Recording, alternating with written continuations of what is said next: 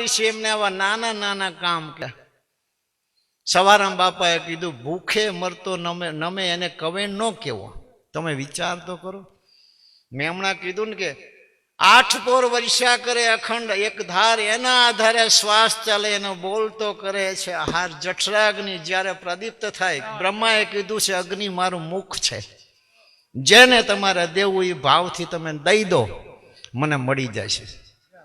માટે આપણે યજ્ઞ કરી છે ને વેદી છે એ બ્રહ્માનું મુખ છે અને જે દેવને યાદ કરીને તમે આહુતિ આપો એ દેવને મળી જાય છે. આ ઘટોઘટ જે હરતા ફરતા દેવ છે એની અંદર ભૂખે મરતો નમે એને કવેણ ન કેવો. બાઈને આવીને કોઈ કે બાપુ રોટલો બીટકું દેજો ને એક શબ્દ કવેણ નહીં કહેવાનું.